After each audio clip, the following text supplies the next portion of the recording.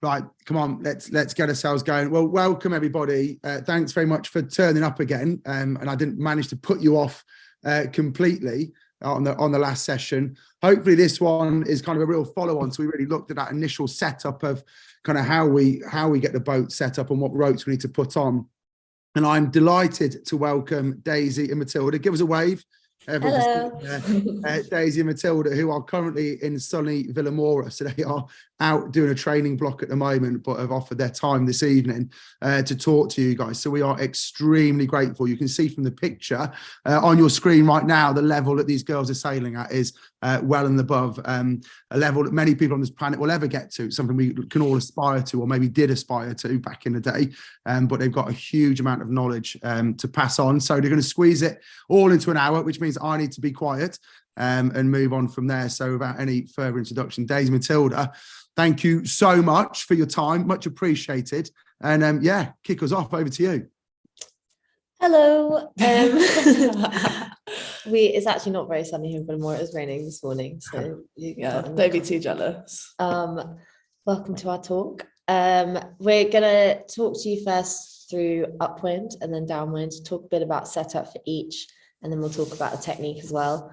We will have some stops along the way between what we're talking about, so if you have any questions, feel free to put them in the chat, and we'll answer them as best we can. So just going to kick off with upwind setup in light winds. Here's a photo of Daisy here sailing upwind. Just keep it really simple. Really don't need any downhaul at all. A really loose outhaul as well, to keep the sail nice and deep. So the way that I use it, it's pretty basic. Literally just put your hand between the boom and the sail. I know we all have different hand lengths, but it's a pretty good guesstimate for light wind technique, light wind setup, to start you off. And then in terms of the kicker, just a little bit more than block to block. And what I mean by block to block kicker is when you pull your main sheet all the way in, when those two blocks between the boom and the boat are all the way together, you pull the slack out of your kicker, and that's block to block. And just in light winds, I suggest having it a little bit tighter. That's light winds. Onto medium winds. Just one just like little thing, I'm sure Tim's spoken about it in his last talk, but just like calibrating your lines as well just can be like super helpful. Literally just having a tape mark where block to block kicker is, just so you know, can be really helpful and just like really easy. And actually there's loads of stuff on YouTube which shows you how to do it, which I use. So same with the outhaul as well, can be really good. Daisy, can I just interrupt you for a second? Yeah, of course you can. Are you displaying a PowerPoint? Because we can't see anything other than your lovely faces.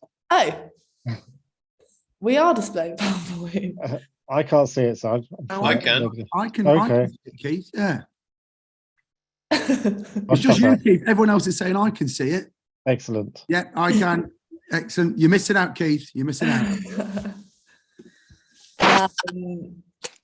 Cool. In that case, I will just talk quickly about medium winds.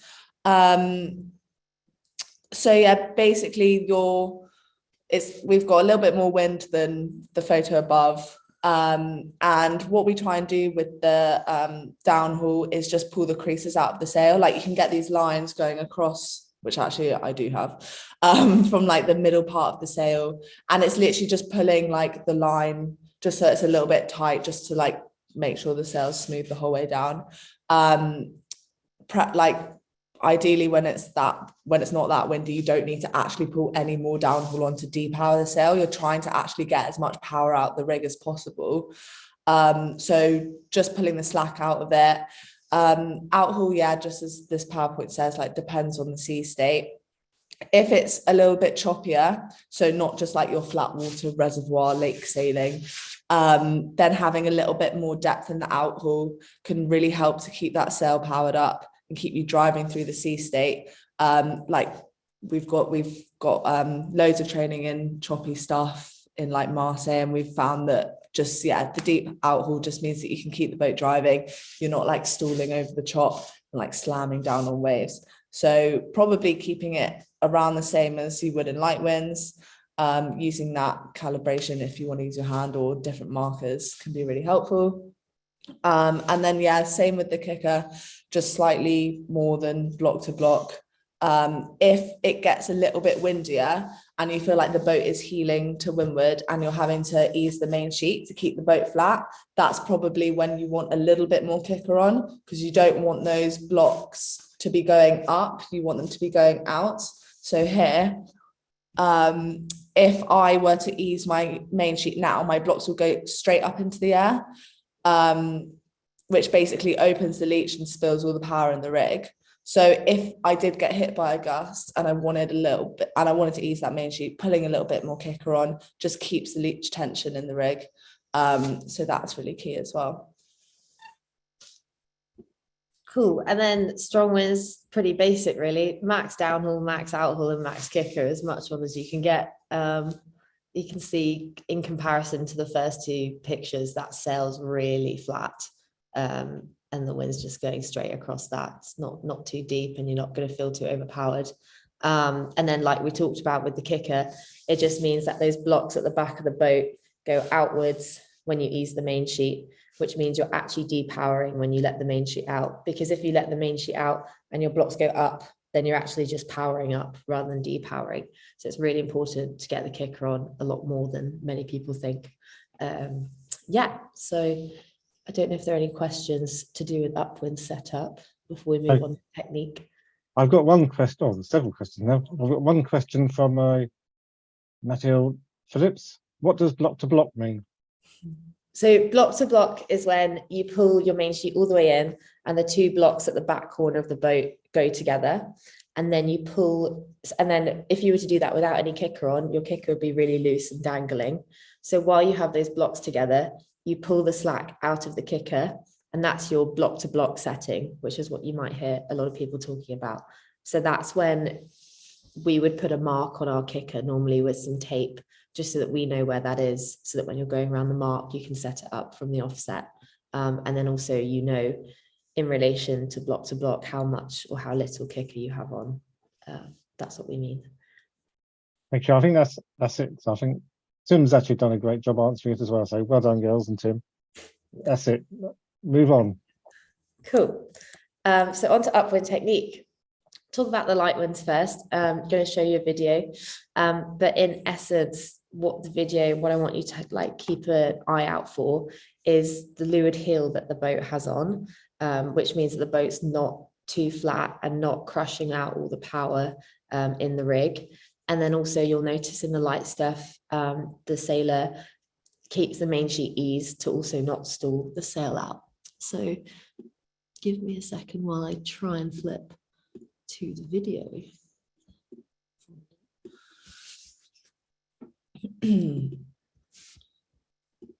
Cool. So if we focus in on the sailor in the middle, you'll notice that there's some slight leeward heel on, just to make sure that he's not over flattening the boat, which is really good just to keep the boat moving. And we've got a little bit of sea state here, so that helps with it as well. It's really important in the light stuff to not crush the boat flat.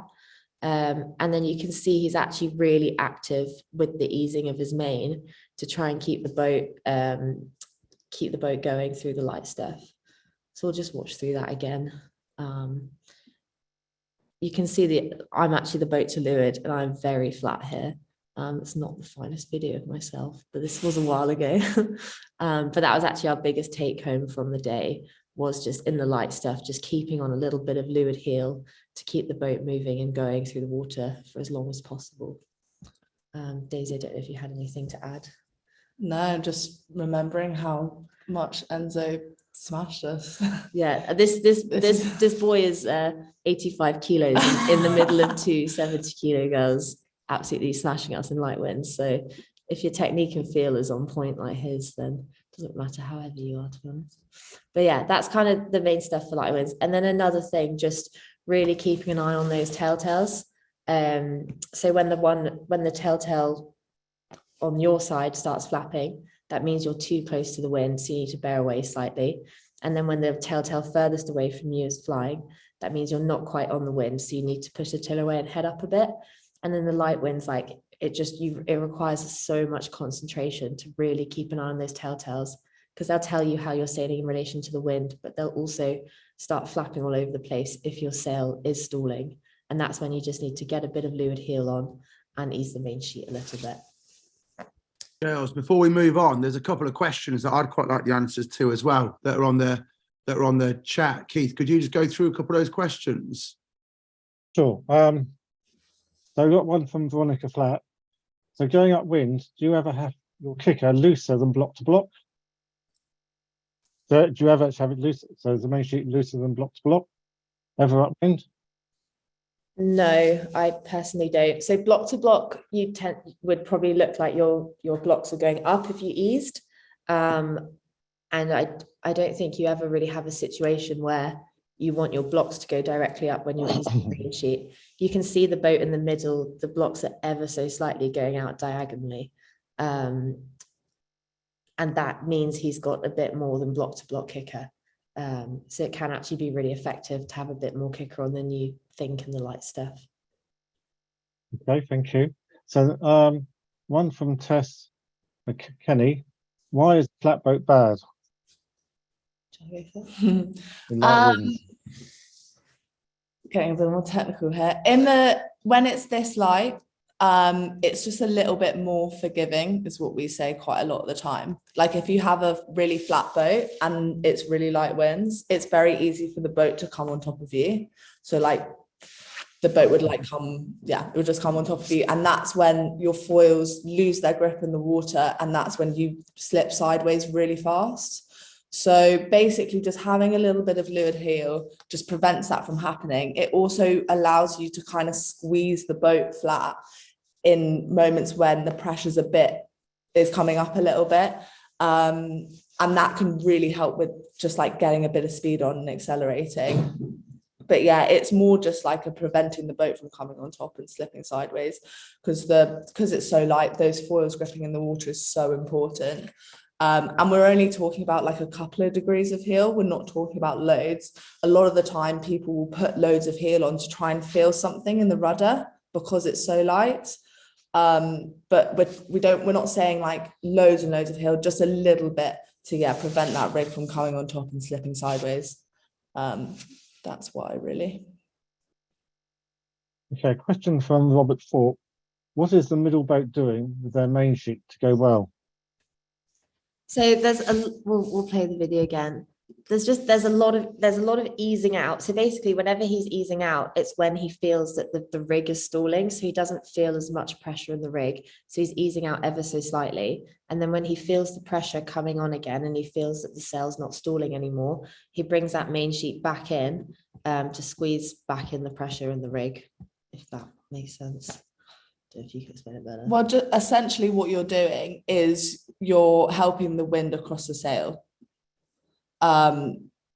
Like if you were to put it really bluntly, you'd say it was pumping, but it's pretty much legal as long as you do it subtly. But it's helping the wind travel across your sail, basically. Yeah, that's basically why.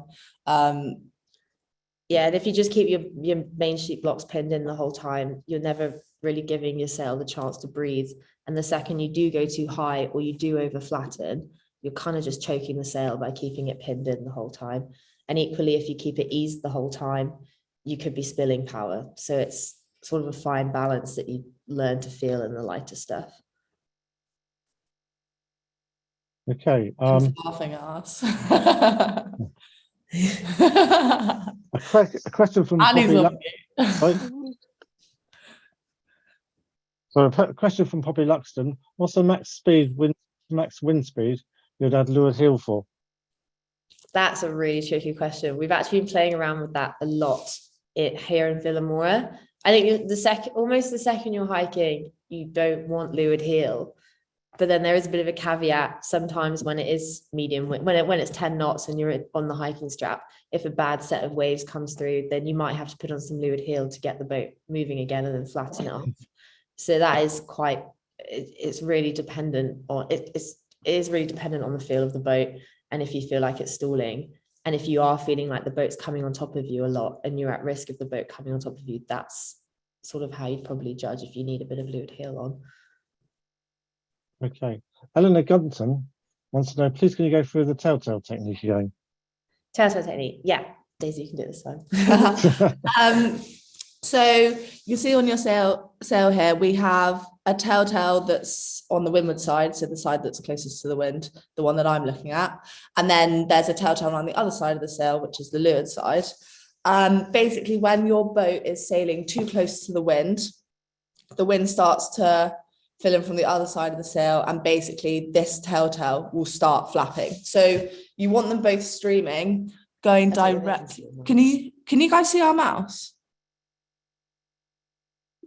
Yeah. The telltales ideally will be streaming straight back. That means the wind is flowing across the sail and you're sailing like on a really nice close haul course. If you're sailing too close to the wind, this telltale on this side will start flapping, so going up in the air. That's when you want to pull the tiller away from you, pull the tiller towards you just a little bit, just to get that telltale streaming again. If the telltale on the leeward side, so the other side of the sail, starts flapping around in the air, not just streaming backwards, that means you're sailing too far away from the wind. And that's when you want to push the tiller away from you. But we're talking like not really aggressive movements with the tiller. And like what can be so helpful is literally just going out on your own and just sailing upwind, but really concentrating on those telltales, and find like how much movement in the tiller you actually need to correct yourself. Because you'd be surprised, like what can often happen is you're sailing too close to the wind and you see that in your telltales, you bear away, but you've borne away so much that then the leeward telltale starts flapping and you head up again. So it's just really tiny movements with the tiller to try and find that right groove, basically. And a question from Matilda Phillips. I was always taught that in very light winds, you want a bit more outal to make it easier for the wind to fill your sail. Is that correct? Or how would you set your sail up? I think again, it's really hard. It's really hard to do this. We're obviously catering for a lot of people and trying to make it across a lot of conditions. It can really depend on the sea state. Again, in flatter water, you can afford to have a flatter sail.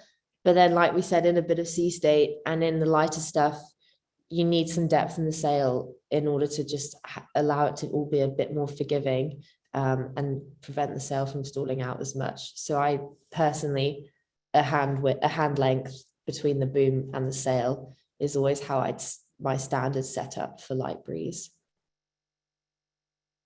Okay, thank you. I think that's it for now. So continue. Next section. Back to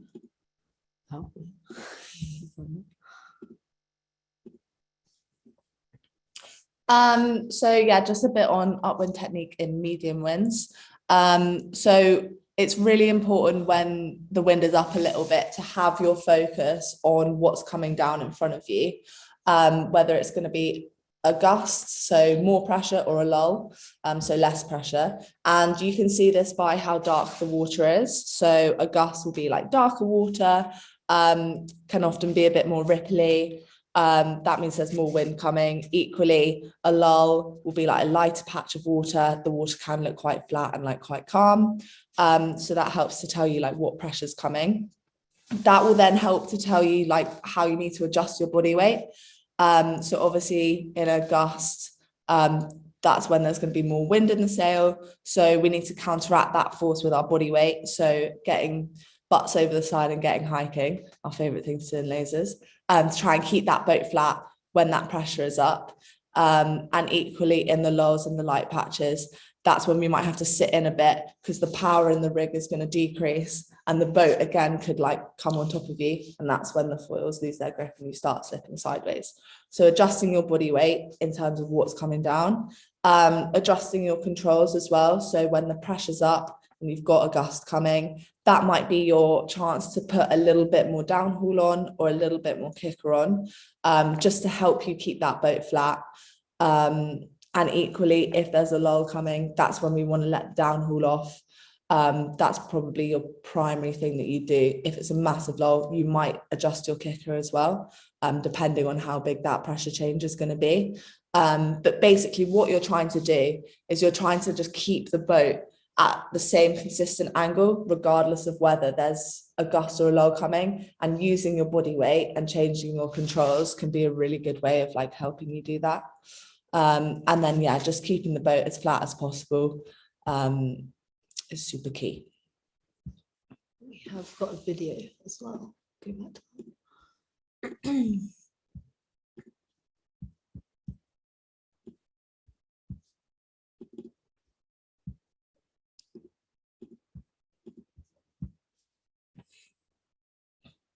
Yeah, so I've just gone for a sail control change there because there's a bit more pressure, and you can see that I've just extended my shoulders to try and keep the boat flat. And then we've got a lull there, and I've brought my shoulders up a little bit to stop the boat coming on top of me.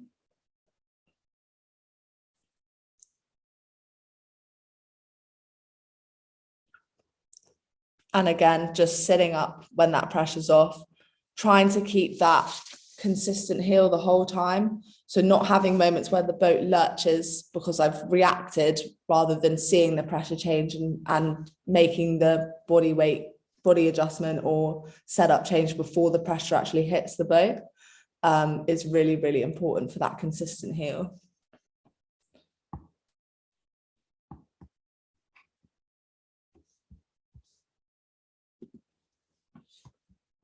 I think maybe just one other point to add is there is really minimal main sheet movement going on here. You know, she's doing all the work with her body weight and with changing controls, because in the medium winds, it is all about being as powered up as possible, and keeping that boat driving for as long as possible, and just using the body weight and controls when it does get a bit too hard.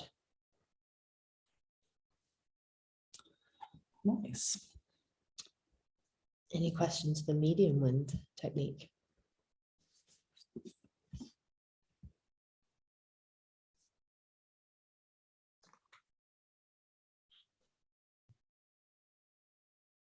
Okay, a couple of questions.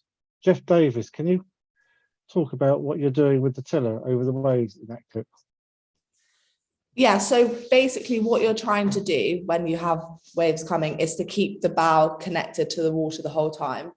You don't want like the bow rising over the top of the wave and then slamming back down. That's like really slow and feels horrendous as well. So you're trying to keep the boat connected to the water.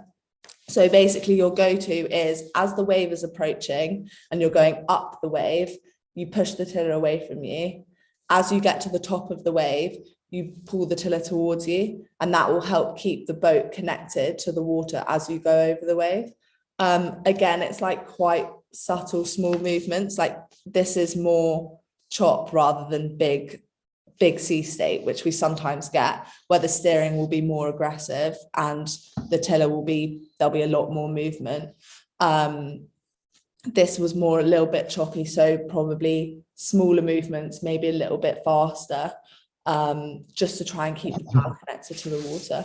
But yeah, going up the back of the wave, that's when you head up, and as you come back down it, after you go over the top, that's where you pull the tiller towards you, but very small movements. Thank you. Hopefully that answers Alex Horseman's question as well, I think. Hopefully that answers those two questions. Graham Werter is asking, is it always a hand's length and wind strength for the sail depth? What was that, sorry? Is it always a hand length in all wind strengths?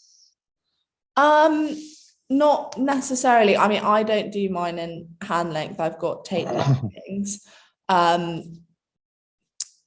As we said in the first slide, you probably have about a hand width in the light and the medium winds, and then it's only in the big wind, so you're 15 knots plus, that you pull more outhaul on, because you're trying to flatten the sail, because you don't basically want any more power than the wind's giving you, because you've already got so much of it.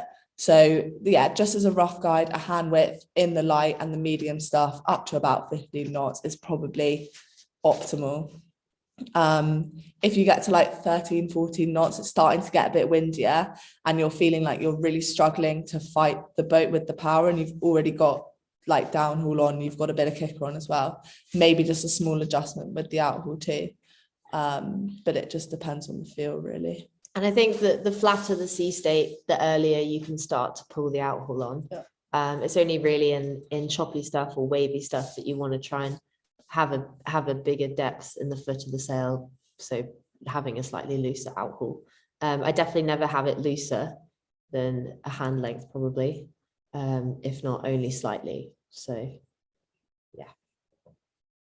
Okay, and Colin Dengate, I assume you have no, and I'm not using them, main sheet cleats on your boat.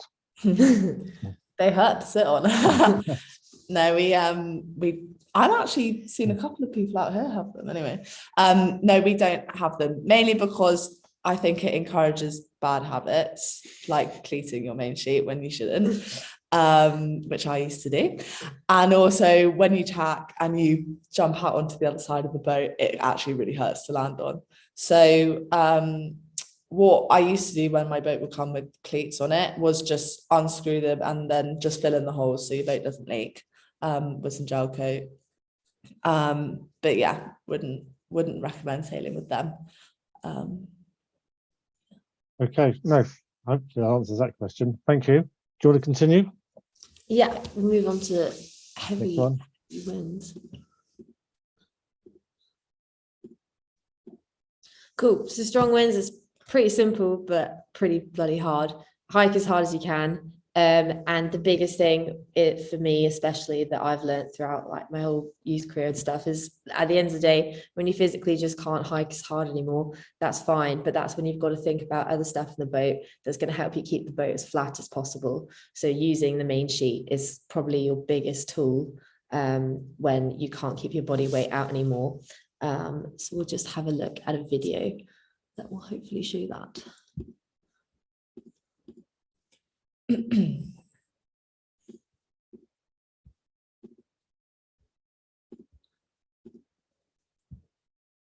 So it's pretty windy here out in the air. You can see that I am hiking as hard as I can, but I am still easing those blocks a bit down in the left corner of the boat, trying to keep that boat as flat as possible.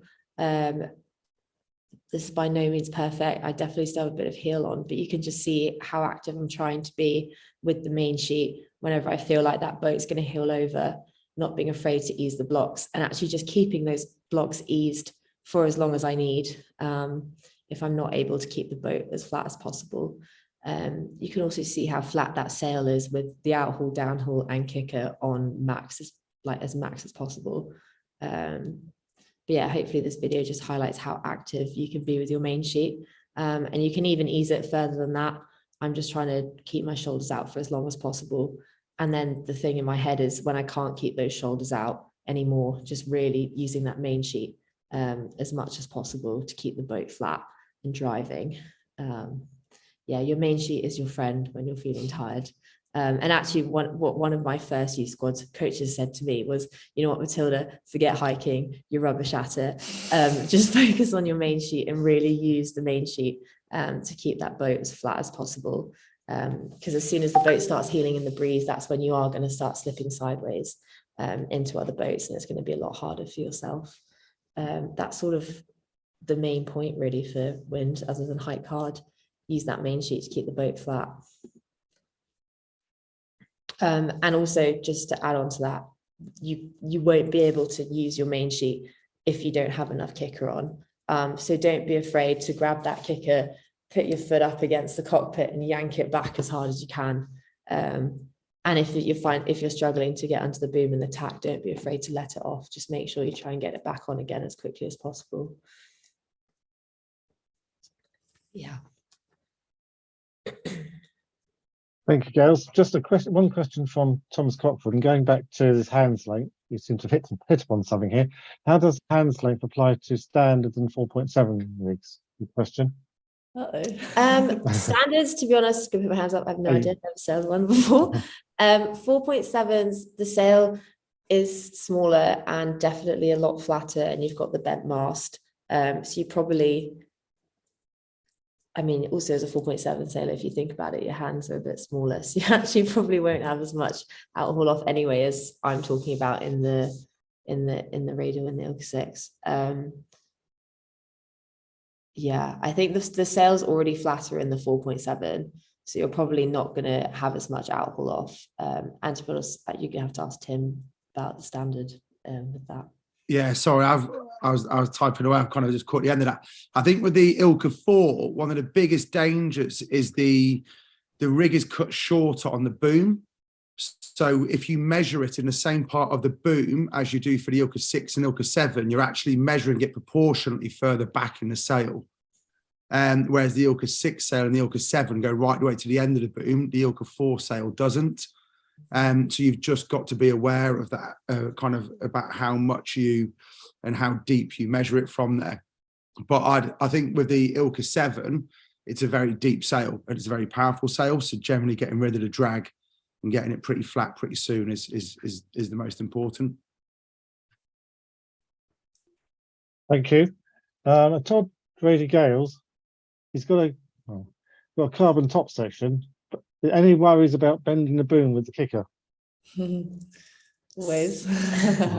Yeah, I mean, you definitely don't want to be taking a brand new boom out on a 25 knot day the first time you use it. Definitely, I try to make sure I'm using new booms in sub 15 knots. Definitely not 15 knots or more. That's kind of when you would tend to bend it the first few times you use it. But I think after you've used it, after 3 or 4 times, it shouldn't bend after that, or I haven't had any issues with it. I mean, it looks bent in this photo because I've got so much kicker on, but once you let it off, it's not permanently bent. Okay, from our esteemed chairman, Mark Little, he's saying that the hands length rule does apply for the standard as well. Oh, okay. So a bit of information from our Olympian. The hands length rule applies for the standard as well. So thank you, Mark. That's it. So do you want to carry on? No more questions? Do you want to carry on? Cool. So moving on to downwind now.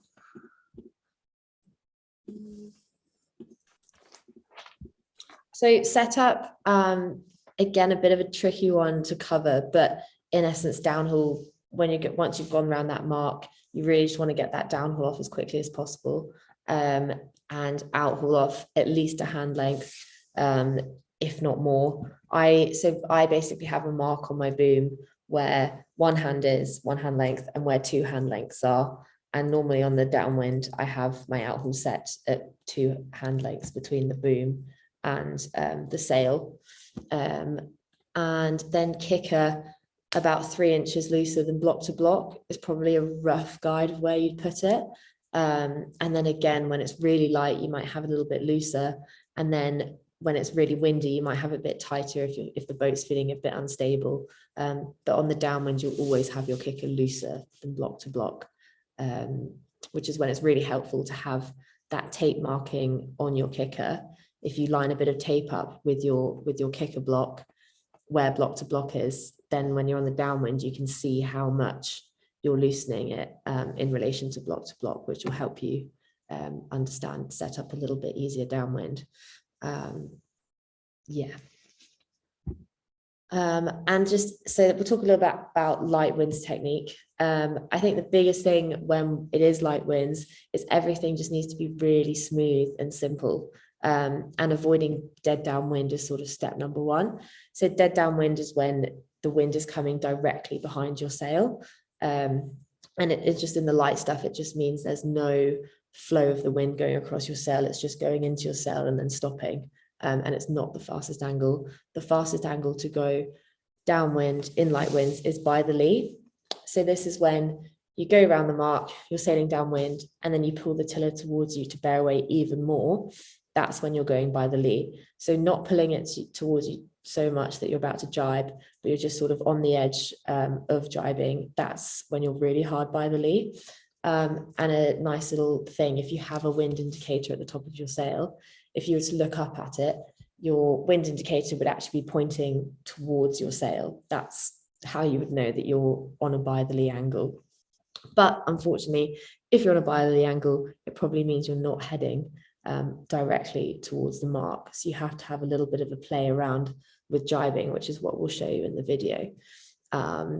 So in the light winds also, when you're by the lee, you just have a little bit of windward heel on the boat. just to keep the boat driving a bit more. And then really important to make sure that main sheet is out at 90 degrees. If it's beyond 90 degrees, then you might have to bear away even more to try and get that by the lee angle. So sometimes if you put a mark on your main sheet where 90 degrees is, it's actually really useful. Daisy and I both use them. You can't go wrong with a mark at 90 degrees. And then the only time you might go a little bit beyond 90 degrees with your main sheet is if the boom does keep collapsing onto you and keeps trying to come into the boat because it's so light. And then the thing we'll just look at in the video is it can, if for those of you that are able to understand which shift you're on downwind, whether it's a left-hand shift or right-hand shift, that can be really useful to know which jibe you might want to sail on the downwind, because that will, so if it's a left shift, jibing onto port means that you'll be on by the lee angle easier. If it's a right shift, being on starboard means that'll be the better by the lee angle towards the mark. We'll just have a look at that in a video now. So apologies, it is quite a dull video. It's pretty light winds here. If you just look at the boat on the right, you can see there's that windward heel getting the sail up. Boom is out at 90, keeping the pressure, and then you can see that I'm going for a jibe here in a minute, because like the other boats have all jibed, the wind has shifted. So just trying to get back onto a better by the lee angle towards the mark. And I think not being afraid to try the other jibe. You know, we all set up around the mark on starboard and keep sailing the whole run on starboard, and that might not be the thing to do. And also in the light winds, if you are able to do some good roll jibes, you can actually benefit from every time that you do jibe. So you can see it's all just very still, very subtle. Everyone's on their by the lee angle, trying to get to the mark as smoothly as possible, with as much load in the rig as possible. I'm not sure if you had anything to add. No, I'm good. A question from Veronica. In flat water, how high do you have your dagger balls in light winds? I don't think I ever have my dagger ball more than an A4 sheet of paper. That's kind of what I got taught from day one, and I've definitely never had it higher than that. As a rough guide.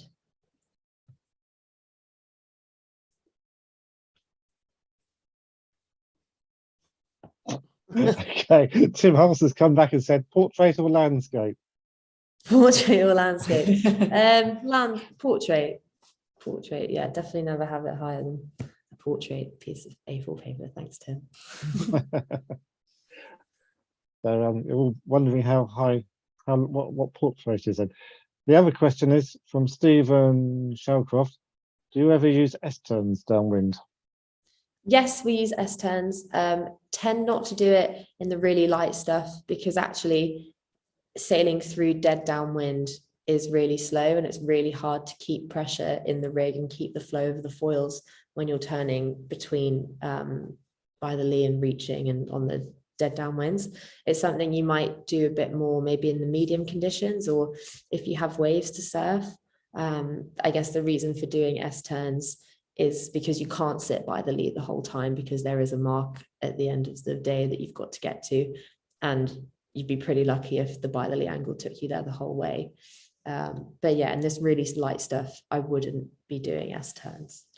They're basically just a way to get speed. So when you do like an upturn, you're trying to get a boost out of the boat and get some acceleration. But really, when you're doing these S-turns, if you think about it, you're sailing a lot more extra distance, because instead of just pointing straight, you're taking this route rather than just going straight to the mark, which is fine when there's enough wind to actually get speed out of the turns that you're doing. But when it is really light, if people were to be doing turns now, they wouldn't be getting the acceleration out of the boat to make that extra distance sailed worth it. So that's when we have that by the lee angle, which is actually faster and taking you towards the mark faster, sailing less distance, basically. Thank you. A question from Richard Fort. How far forward do you sit in light winds? I think as far forward as possible. I mean, if you get right up against the daggerboard case, you're pretty good to go there. I mean, you don't need to go crazy. You don't need to go try and get your bum in front of the daggerboard, but yeah, up against the daggerboard case for sure in the light stuff. Okay, I think that's it. You've answered all the questions. Thank you. So continue. Nice. Move on to windy downwind. So yeah, obviously in strong winds, you're probably going to have a bit more sea state. So it's basically it's really fun, firstly, and it's an opportunity to get surfing, surf some waves. One thing which catches a load of people out is when they do sit too far forward in the boat and the bow of your boat will nosedive basically into the wave you're about to go into. So keeping that weight back in the boat, which you'll see on the video, we'll show you in a minute, will lift the bow up to stop you from nosediving, crashing into the wave and slowing down and having a cockpit full of water. And also, yeah, it makes the steering way easier as well. Just get the video.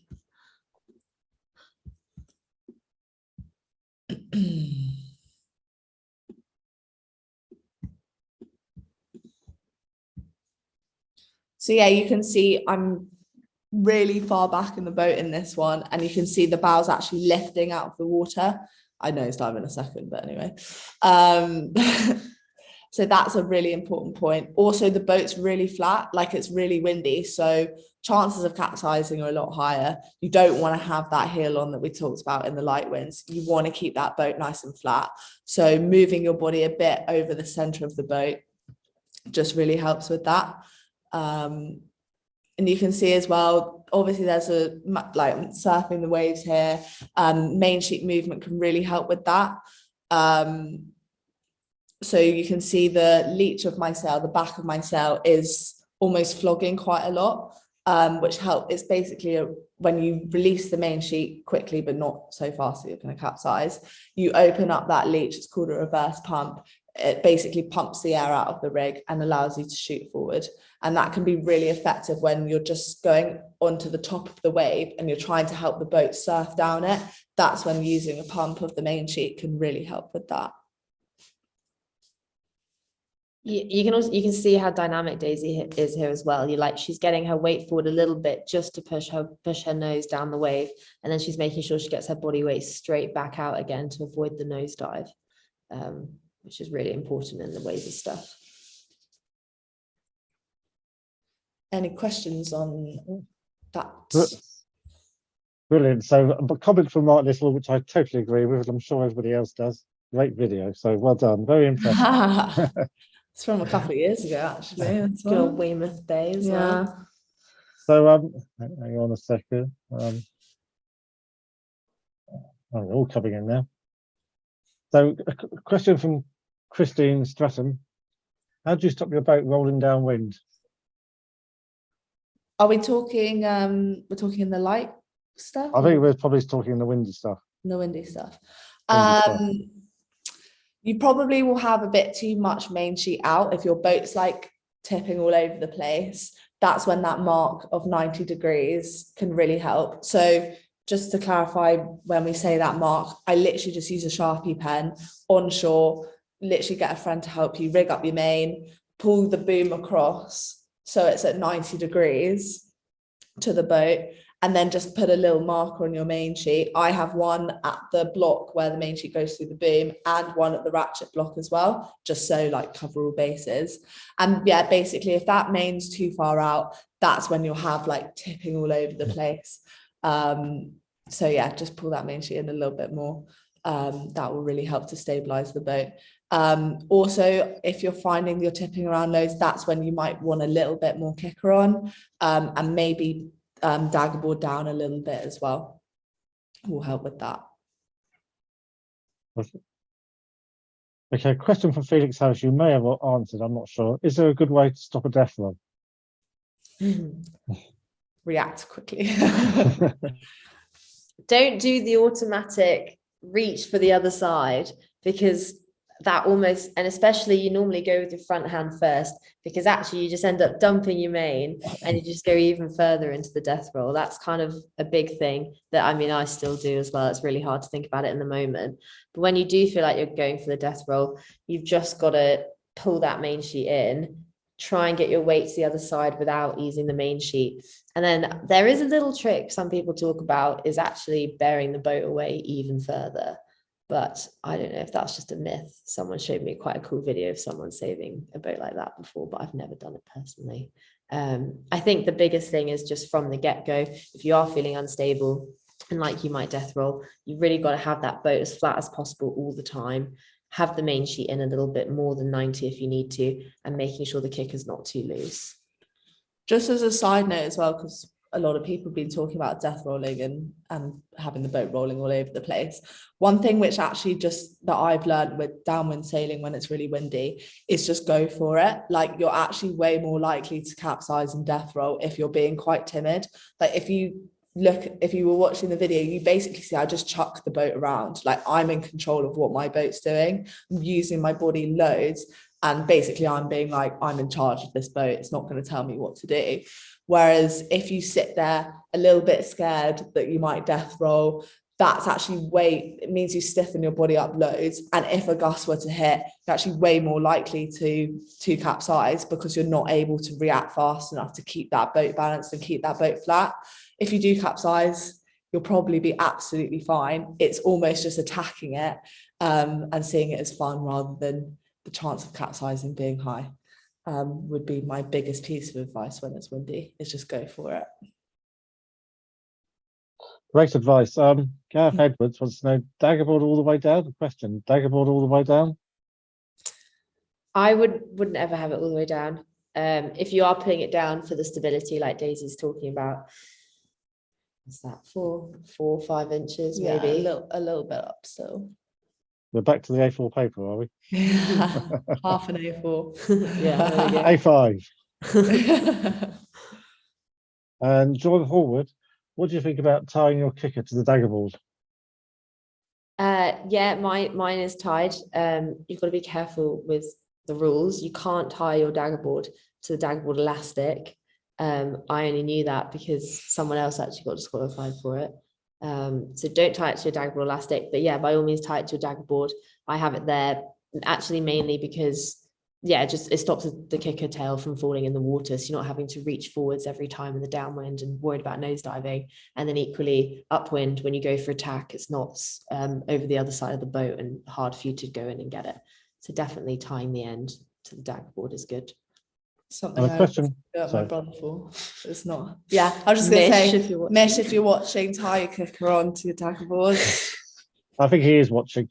Question or your father is anyway. Question from Veronica: do you keep the daggerboard down when you drive in windy weather?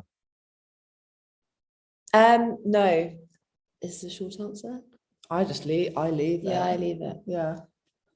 Okay. I guess you could for more grip, but it's not something I think about. Yeah, I don't think it would make a huge difference in comparison to just committing to the drive and make sure you've got your sail in. A question from Stephen Shelcroft: is it worth preventing sail going out too far by having a knot set to only allow the sail to go to 80 degrees, it says here? Bit fair. I think my knot's probably about 100 degrees ish, maybe a bit more, maybe 110. But yeah, you want to be able to let the main sheet out past 90 in the lighter stuff. If you're going out and it's really windy, then you can move that knot forward to 90, just so if you were to accidentally drop it, your main's not going to go past 90, you're not going to death roll, because we've all had times like that. But definitely always have a knot on it, just in case you accidentally went through the ratchet. That's a classic, but might just move depending on how windy it is. Yeah, if it's windy, I'll always shift mine probably to 100 degrees. It's good to have a little bit of leeway just in case you bear away a bit too much and need to ease the main sheet out. Yeah. And a comment from Tim Hulse: predict when it will happen.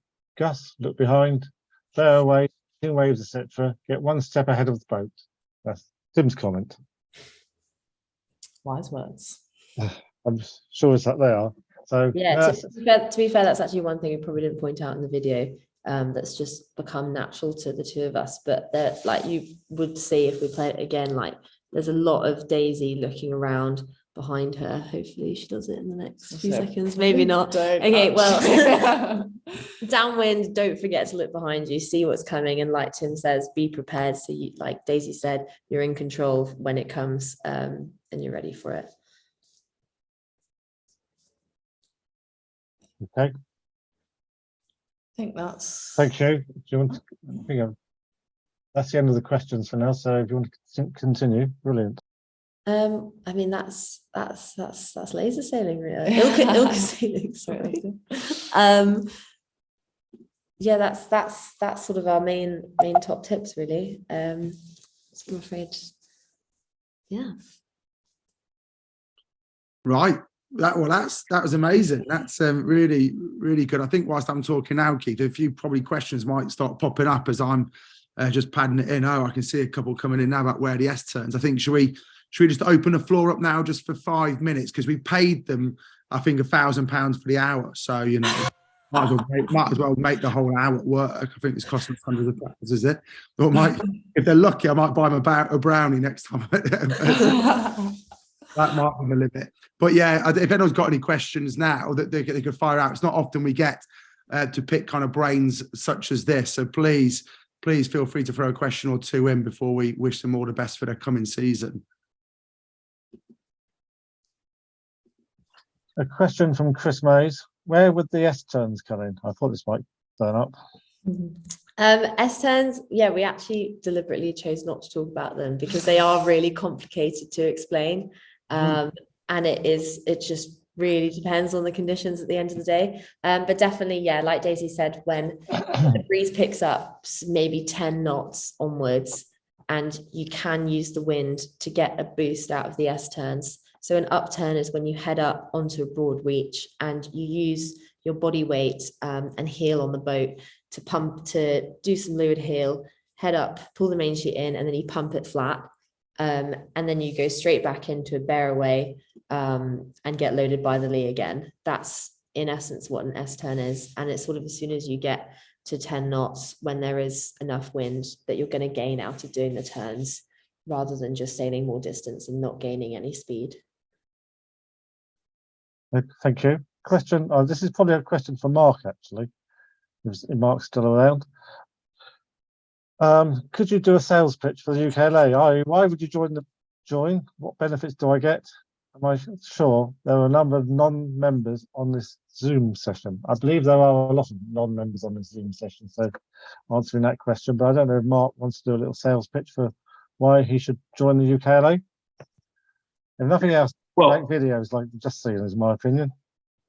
I think the reason we've done this is, first of all, there's lots of ILCA sailors out there sailing around the country, and we want to engage more with them, create more of a community amongst the sailors, and also give a chance for Daisy and Matilda and the rest of their sailing team to interact with the wider community. So we're not really doing a sales pitch right now. We'll do another one of these after Mickey Beckett's one, which will be by a Masters sailor, and there may be some other descriptions there of what we do in the UKLA that may help you. But it's not a sales pitch. We're just really trying to engage the whole wider community. Okay, question from Dan O'Connell. On downwind sailing, when do you change from aft knee down to aft knee up, and what are the pros and cons? When you put your back knee up, it probably means that you're moving around the boat a bit more, and you kind of need to be on your feet a bit more. So I guess like Daisy was doing in that really windy video at the end, lots of body movements. That's why you need to be on your feet, and you don't want your knee stuck down in the corner of the cockpit. So you're ready to react to the waves and throw your body around with the boat. That's when I would have my knees up.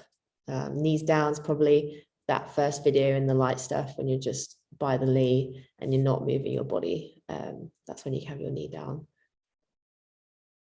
Thank you. I'm struggling with the questions at the moment. They're coming in thick and fast, so apologies. From John Williams, in the medium upwind video, you said you were moving your shoulders to keep the heel constant. What about kinetics, putting power into the sail? To be honest, kinetics are like a really advanced thing in sailing, something that we actually have only started really using in the last couple of years. But basically, when you've got a little bit of sea state, when you've got a little bit of chop, you might use a kinetic. If you guys look at the recording, I'm sure the video will show that there was actually quite a lot of kinetics. So this is like a short, sharp body movement, just to keep the boat driving. It basically releases the power in the sail. So it releases the leech of the sail a little bit. It flicks the rig basically, and gives you a little bit of a pump, a little bit of an acceleration. So if you're going through a sticky patch where the chop is really bad and you're struggling to keep the boat driving, that's when that body movement can be quite effective. You do have to be careful because you have to do it in response to the sea state. You can't just sit there on your boat and like jump up and down, because that's illegal. So we're talking about just a short, aggressive, probably shoulders back, but it almost comes from the top half of your body. So you don't want to be moving your whole body. You want to keep your legs locked onto the boat. And it's just a shoulders back movement, just to keep the boat driving in the sea state. When it's flat, you won't need to use them. You'll get that will get a yellow flag if you try and do it when it's flat water, because it's not in response to sea state. But yeah, I'd say that's like quite an advanced thing to do when the sea state's up, but can be super effective if done well, for sure. Thank you. I hope you girls aren't hungry because we've got a few more questions yet. That's okay. A tip from Carl. If you tie the tail of your kicker onto the dagger board, make sure the tail is long enough for you to still be able to put maximum kicker on. Or be able to pull your kicker onto the max. So that's a tip from Carl. Make sure the tail is long enough if you tie it onto the centre board, dagger board. Downwind, in the last video, this is from Graham. Downwind in the last video, you seem to have a fairly loose kicker. How would you mark this again?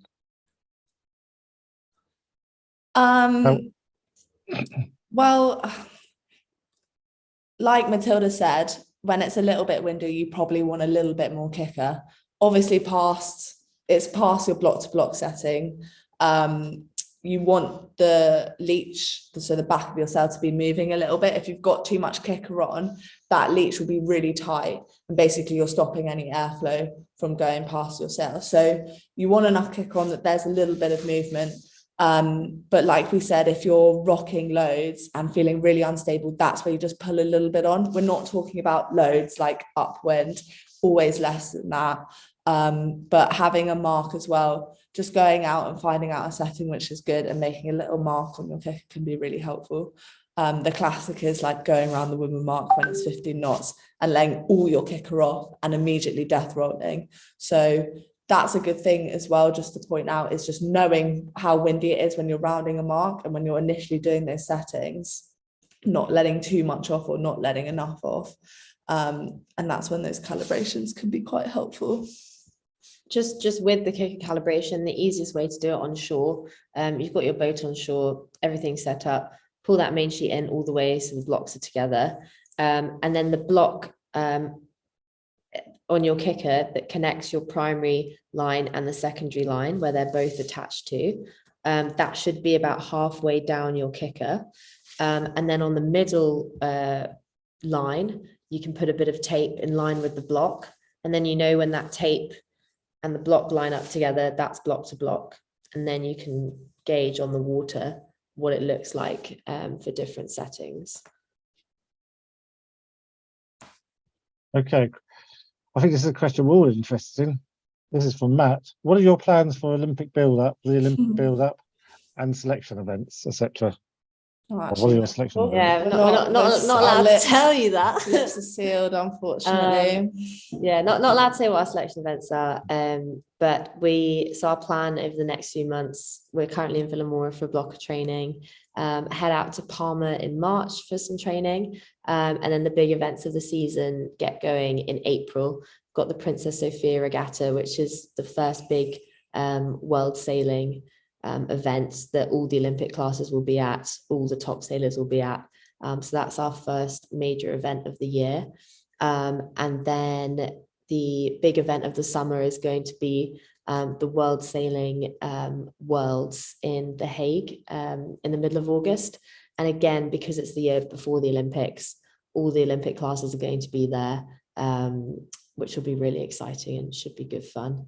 But yeah, we've definitely got a busy summer ahead, and it will also involve a lot of training in Marseille in the Olympic venue, familiarizing ourselves with that. Okay, thank you. That sounds brilliant. The question was, hopefully John Hall was, well, I can now skip that one. So hopefully that will get sorted out next week. Basically, I've got lots of messages saying congratulations and thank you very much. And talk has been very motivational, so brilliant. So thank you, girls. There's just one question I can see but about. there is one thing. Sorry, carry on. I'll come back. Sorry, there's one question I can see about getting back into ILCA sailing if you haven't done it for a few years. Like there is, if you have a look at the UKLA website, there is a calendar page that's got all the different training opportunities, like open training and loads of different training across the country. And then there's also all the different Grand Prix events that might be near your local club. And then you've got the qualifiers. We should be at least one or two of them in March. There's loads of stuff going on. Tim probably got better knowledge of when the training and stuff is, but on the UKLA website there's a calendar of loads of stuff that is free, like you can sign up to if you're a UKLA member, so it's a great way to get back involved. As Mark has said, if you're interested in joining UKLA, he's posted the website address to actually join the association. So anybody interested in joining the association, the address is on the screen in the chat. And finally, there you go. I agree with Christine Fair. Is it possible for you to redo the video game of your sailing downwind again in strong winds? I think we all found it very inspiring, so I do agree with Christine. Thank you very much. You can play it several times. Put the sound on.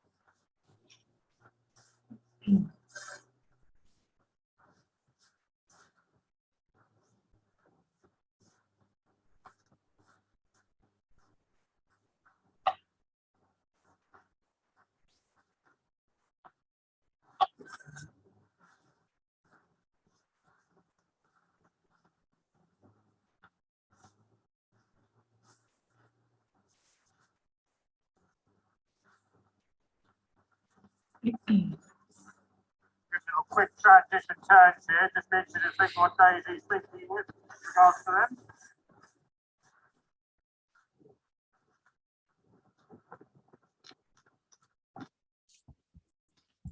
Nice. Don't know if you could hear our coach's commentary there. We missed some of it. Thank you very much, girls.